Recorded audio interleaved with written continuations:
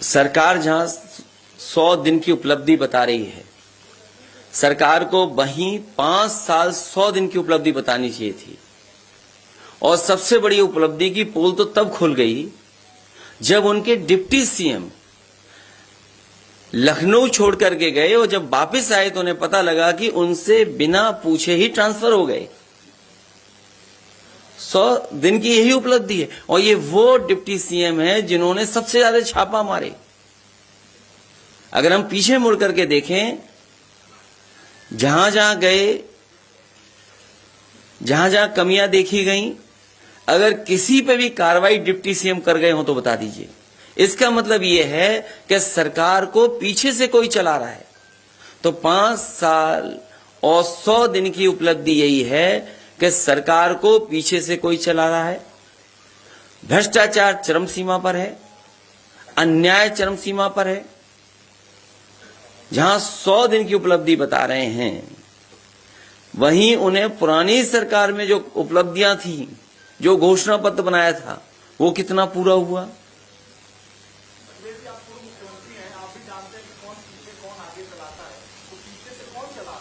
अब उनका जो पत्र आया तो ये तो वही बता पाएंगे कि किसके कहने से ट्रांसफर हुए हैं। लगता है सरकार में कुछ ऐसी ताकतें हैं जो पीछे से ऑपरेट हो रही हैं। और फिर सबसे बड़ी उपलब्धि यह है सरकार की कि यूपी दरोगा भर्ती इतने बड़े पैमाने पे जिसमें धांधली हुई हो, जहां पर स्क्रीन शेयरिंग की पता लग गई हो कि स्क्रीन शेयर कर करके नकल हुई है या पेपर सॉल्व हुआ है, न जाने कितने लोगों की गिरफ्तारी हो चुकी है। जो जेल में थे वो भी भर्ती हो गए। तो ये 100 दिन की उपलब्धि माने कि हम 5 साल 100 दिन की उपलब्धि माने। 100 दिन में तो न जाने कितनी नौकरी देने और रोजगार देने की बात थी। सवाल नौकरी मिलेगी कि नहीं मिलेगी, या इसी तरह धांधली या पेपर लीक में नौकरियां चली जाएंगी।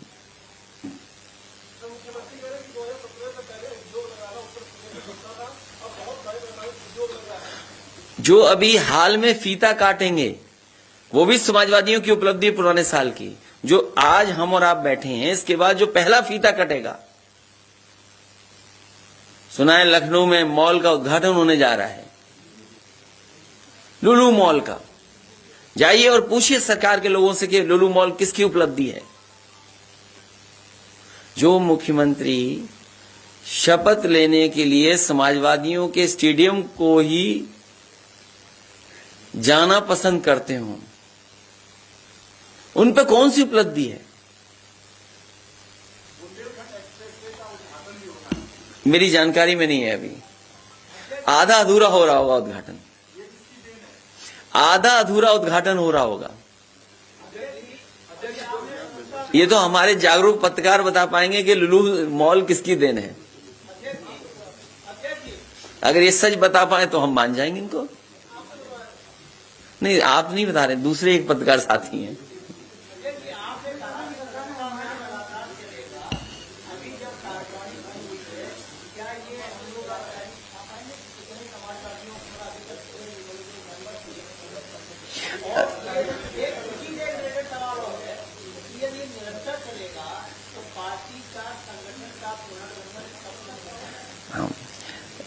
सदस्यता अभियान चलेगा।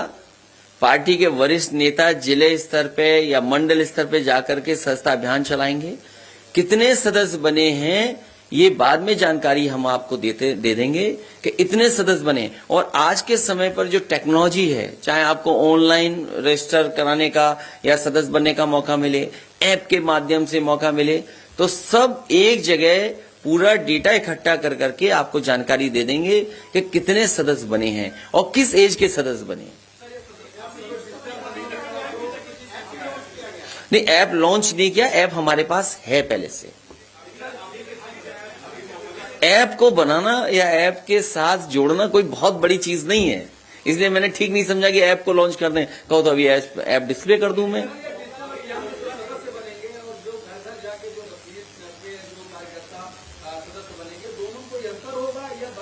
नहीं, उसमें अंतर कैसे हो सकता है, क्योंकि आप पार्टी के सदस्य बन रहे हैं और आप केवल टेक्नोलॉजी का इस्तेमाल कर रहे हैं।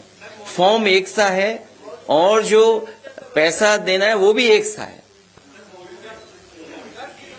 मौजूदा संख्या अभी हमारे जानकारी में नहीं है, पूरा हम डेटा आपको दे देंगे, क्योंकि पिछली बार जो सदस्यता का चला था अभियान, उसमें बहुत सारे सदस्य हमारे, क्योंकि डिजिटली हमने नहीं किया था, केवल गिनती कर करके रख लिया था।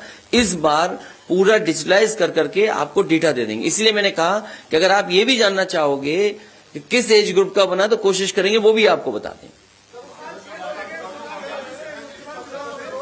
ये हमारी आपकी, क्योंकि आज जब लखनऊ के लोग बने हैं, मेरे बाएं से लेकर के दाईं तरफ जितने लोग बैठे हैं, ये चुनाव लड़े हैं।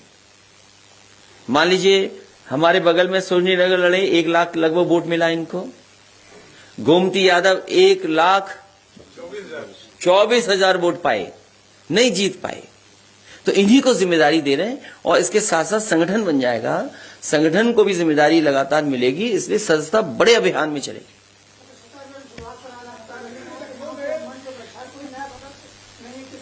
नहीं, आज तो ये वो लोग हैं जो चुनाव लड़े हैं और जीते हारे दोनों हैं।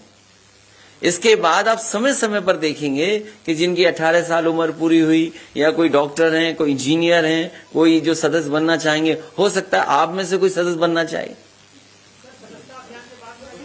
तो ये एक लगातार चलने वाला कार्यक्रम है, वो चलता रहेगा। मैं भी निकलूंगा और जगह जगह गांव जाऊंगा, चिन्हित करके गांव जाएंगे, जिससे कि गांव तक हमारे लीडरशिप जाए और सदस्य बनाए।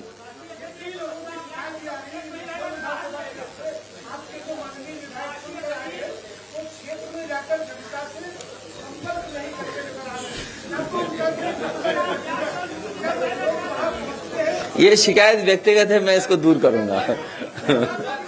ये शिकायत व्यक्तिगत है, दूर करेंगे।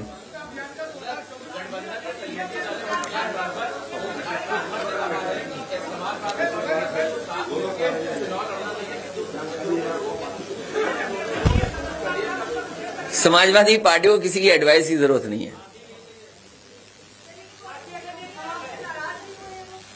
अब कोई नाराज है तो मैं उसके क्या कर सकता हूं? कोई नाराज है, ये आजकल राजनीति जो दिख रही है वो है नहीं। कोई कई बार राजनीति पीछे से ऑपरेट होती है। इसलिए मैं आपसे कहना चाहता हूं कि आज समाजवादी पार्टी ने सदस्यता का कार्यक्रम शुरू किया है। लोकतंत्र बचाओ कार्यक्रम है। समाजवादी पार्टी के सभी लीडर, सभी पदाधिकारी जो पूर्व में थे, वो गांव-गांव जाकर के, घर-घर जाकर के सदस्यता अभियान चलाएंगे। आने वाले समय में आप देखेंगे कि हम लोग खुद गांव में जाएंगे, बैठेंगे और सदस्य बनाएंगे। सदस्य बनाते समय पार्टी की नीतियों, कार्यक्रम और पार्टी की उपलब्धियों को भी जानकारी उन तक पहुंचाएंगे।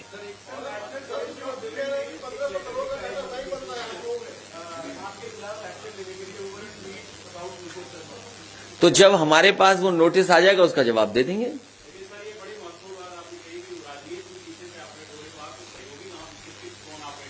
कुछ पता नहीं, आज के समय में कुछ पता नहीं।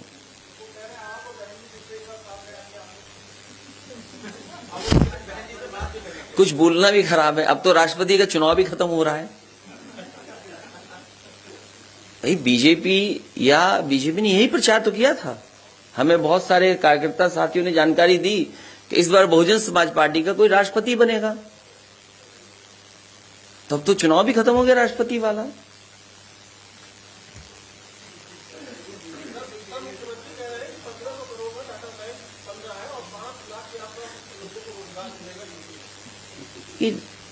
इस डाटा बनाने के साथ साथ कम से कम जाति जनगणना का भी डेटा बना दें।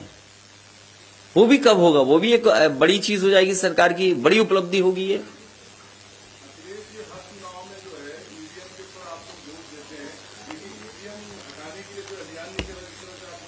अभी हमें लोकतंत्र बचाने दो और सदस्यता अभियान चलाने दो।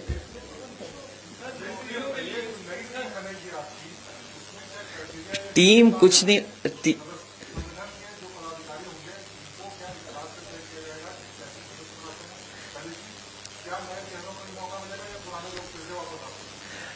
नए पुराने साथ रहेंगे।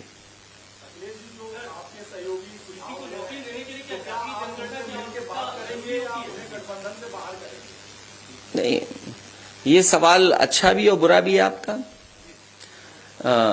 जाति जनगणना इसलिए होनी चाहिए कि कई बार बहुत आरोप लगते हैं दूसरे लोगों पर, और हर समाज के अंदर भेदभाव पैदा कर रहे हैं लोग कि आप आबादी में इतने, आपका हक छीना जा रहा है, कोई कह रहा है किसी का हक छीना जा रहा है। इसीलिए समाजवादी पार्टी का मानना है, और इस पर कई बार कई मौकों पर बहस हो चुकी, लोकसभा में भी बात रखी जा चुकी है, सुप्रीम कोर्ट तक बातें गई हैं। समाजवादी पार्टी का मानना है कि जाति जनगणना होनी चाहिए, सरकार को काम करने का, नीतियां बनाने का और उन तक उपलब्धियां पहुंचाने में आसानी होगी। आज तो चुनाव नहीं है, आज अभी चुनाव नहीं है। समाजवादी पार्टी का मानना है कि जाति जनगणना होनी चाहिए, और हमने तो अपने घोषणा पत्र में और कई मौकों पर कहा था कि सरकार बनने के 3 महीने के बाद जाति जनगणना होगी। जब बड़े बड़े डेटा सेंटर बन रहे हैं, कल को सवाल आप पूछोगे डेटा सेंटर क्यों चाहिए, कल को आप कहोगे आर्टिफिशियल इंटेलिजेंस खत्म होनी चाहिए। आर्टिफिशियल इंटेलिजेंस क्या है, डेटा सेंटर में क्या होगा, क्या कलेक्ट करेंगे डेटा सेंटर में आप। इसलिए सरकार और सरकार के लोगों को कम से कम अगर बड़ी उपलब्धि दिखानी तो जाति जनगणना करा लें। नहीं, बीजेपी, अब वो मैं नहीं जानता कि बीजेपी पे डेटा है कि नहीं। सरकार भी कहती है सरकारी आंकड़ों के हिसाब से पिछड़ी जाति इतनी है, सरकारी आंकड़ों के हिसाब से ये जातियां इतनी हैं, हमने सरकारी आंकड़े में इस वर्ग को इतना दिया है। ये ऑथेंटिक क्यों नहीं हो, फैक्ट के साथ क्यों ना हो।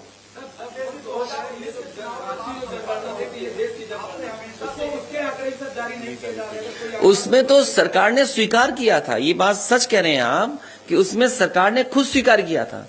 मुझे याद है उस समय लोकसभा में जो प्रधानमंत्री जी थे, होम मिनिस्टर थे, पार्टी के जो विपक्ष के नेता थे, दक्षिण भारत के नेता थे, सबने मिलकर के ये बात कही गई थी कि जाति जनगणना होना चाहिए और उसके आंकड़े आने चाहिए।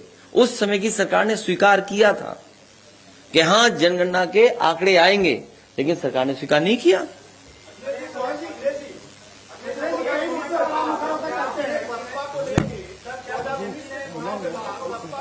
हाँ हाँ, अच्छा, मर्यादा का ध्यान रखा इसीलिए तो कुछ नहीं कह रहे। तुम ही हो जो उन्हें उलझाते हो। इन्होंने झांसी में ट्रेनिंग दी थी एक लीडर को, हाँ, कि ज्यादा बोलोगे तो अच्छा छपोगे। बोलो, सच बोल रहा हूं कि नहीं? देखिए, अच्छा ठीक है, नहीं वो अलग बात है, वो उनमें मत उलझो, वो उसमें मत उलझो।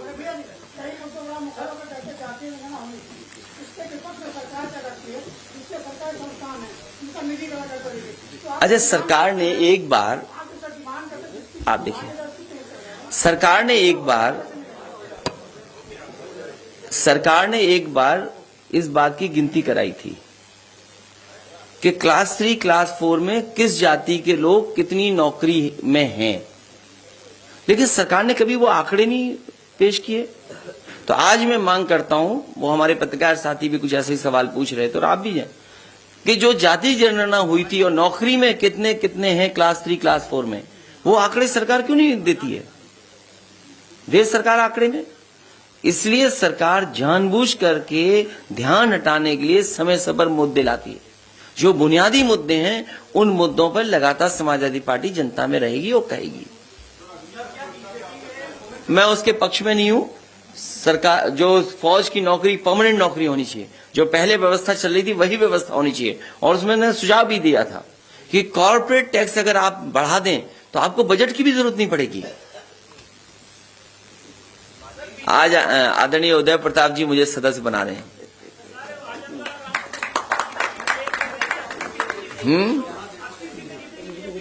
बस बता दे रहा मैं।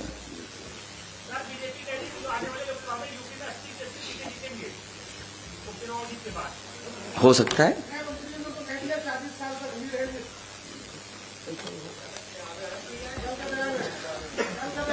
अभी ये सदस्य बन जाने तो मुझे। हाँ,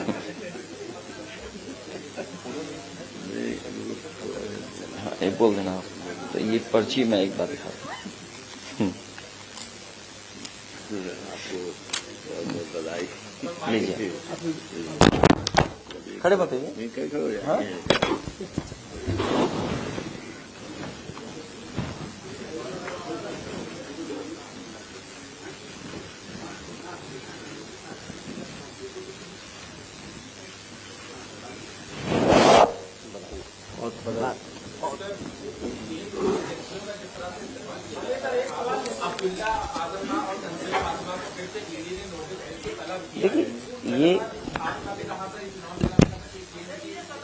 देखिए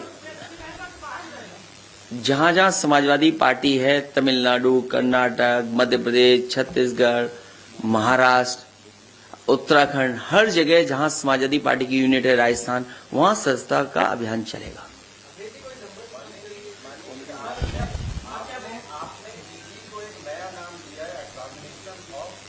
एग्जामिनेशन इन डेमोक्रेसी। आप पुराना उठा करके देख लीजिए, चाहे कांग्रेस का जमाना रहा हो या बीजेपी का आज जमाना है। जब कांग्रेस दिल्ली में थी तो वो ईडी या सीबीआई लगाती थी अपनी विपक्षी पार्टियों पे, और उसी रास्ते पे आज भारतीय जनता पार्टी चल रही है। और वो तो महाराष्ट्र में तो स्वीकार कर लिया उन्होंने, ईडी सरकार है। महाराष्ट्र में तो स्वीकार कर लिया ईडी सरकार है, और एक केवल ईडी सरकार वहां नहीं है। आप मध्य प्रदेश याद कीजिए, मध्य प्रदेश में सरकार कैसे बनी, और जगह भी प्रदेशों में कैसे सरकार बनाई बीजेपी ने। अब क्योंकि हम लोग समाजवादी लोग चुनाव हार गए, क्या बड़े पैमाने पर बेईमानी अधिकारियों ने की थी चुनाव में, क्या नहीं की थी?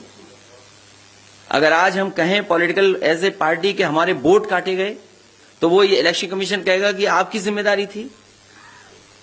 लेकिन बड़े पैमाने पर समाजवादी पार्टी के वोटरों को चिन्हित कर करके काटा था। इन एजेंसियों का, इन संस्थाओं का दुरुपयोग भारतीय जनता पार्टी कर रही है। उसमें भी हमने कई हमारे सदस्यों ने शिकायत की है इलेक्शन कमीशन को कि किस तरीके से वोट नहीं डालने दिया उनको। एक बार हम लोग भी जीते थे, याद कीजिए, सीएम और डिप्टी सीएम का।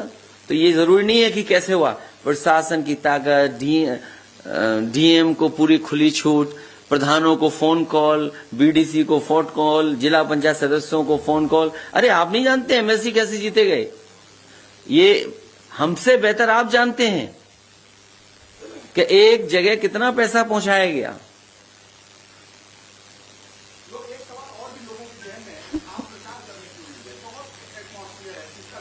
क्योंकि हमारी पार्टी के नेता संगठन के लोगों ने कहा कि आपको आने की जरूरत नहीं, हम जीत जाएंगे चुनाव।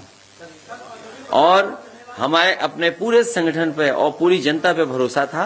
लेकिन ये नहीं पता था कि अधिकारी लोग वोट डालने के लिए निकलने देंगे, लालच देंगे, पैसा बंटवाएंगे, शराब के ट्रक जाएंगे, और वोट डालने गए तो ये हो जाएगा।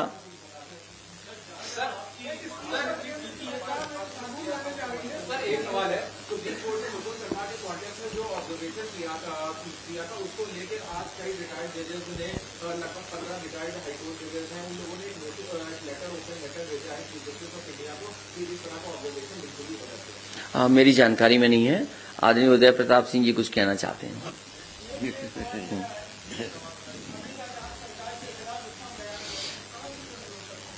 सदस्य बन जाएंगे, उसके बाद सड़क पे उतरेंगे। और डेली तुम्हें दिखाई नहीं देता।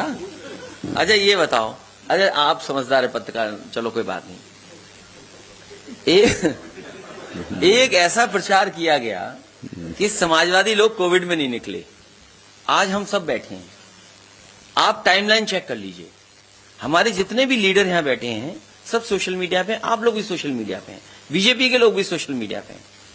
मुझे ये बता दो कि टाइमलाइन में क्या दिखाई दे रहा है कि नहीं दिखाई दे रहा। उस समय समाजवादियों ने मदद की नहीं की। लेकिन सवाल यह है कि हम आपको बजट नहीं दे सकते, क्योंकि सच बताना मुश्किल है। जैसे ये हमसे सवाल पूछ रहे हैं, हमारा पत्रकार साथी हैं, बड़े सवाल पूछ लिए इन्होंने, केवल एक लाइन ये चला दें कि लुलु मॉल समाजवादी सरकार में शुरू हुआ था, चला दें, हम मान जाएंगे।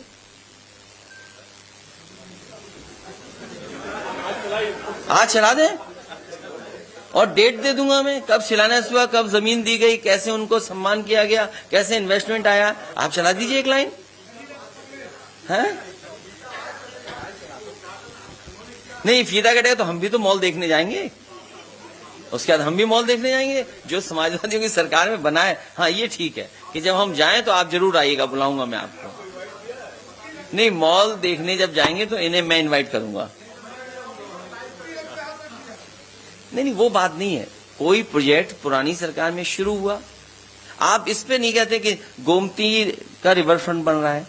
मैंने एक दिन अखबार में पढ़ा कि कुकरेल नाले को रिवर फ्रंट बनाया जाएगा। पता है सरकार को कौन समझ देगा कि कुकरेल नाले को रिवर फ्रंट के रूप में तैयार किया जाएगा। और नाले को रिवर कैसे बना सकते हो आप? नहीं, वो तो अखबारों में लिखा था। आप नहीं मानते ये बात जो मैं कह रहा हूं, आप खुद अखबार उठा करके देखिए कि सरकार ने यह कहा कि हम कुकरेल नाले को रिवर फ्रंट बनाएंगे। जो रिवर फ्रंट बना हुआ है उसको नाला बना दिया इन्होंने।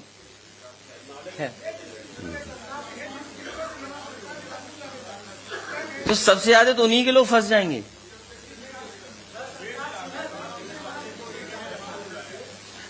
देखिए, ईडी, सीबीआई जैसे एसओ हैं, किसी को भी पकड़ के बंद कर दें। मैं इस पक्ष में हूं, आपका सुझाव अच्छा है, इस पक्ष में हूं कि इलेक्शन कमीशन सभी का खर्चा उठाए। और इस पे हम अपनी पार्टी में बातचीत करेंगे, सीनियर लीडर्स से भी सुझाव मांगेंगे कि अगर इस तरह का कोई प्रस्ताव भेजा है तो इलेक्शन कमीशन क्या फैसला लेगा।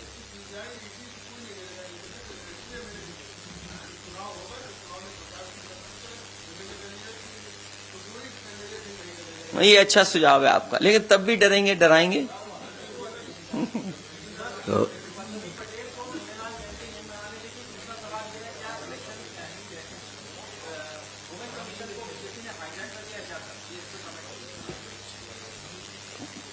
सबसे ज्यादा कस्टोडियल डेथ हो रही यूपी में, सबसे ज्यादा नेशनल ह्यूमन राइट कमीशन ने नोटिस दिए है यूपी को।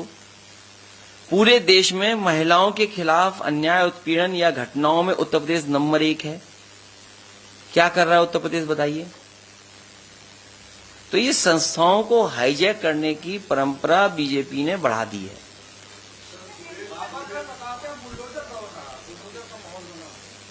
बुलडोजर केवल डराने के लिए है और कानून न मानने के लिए है।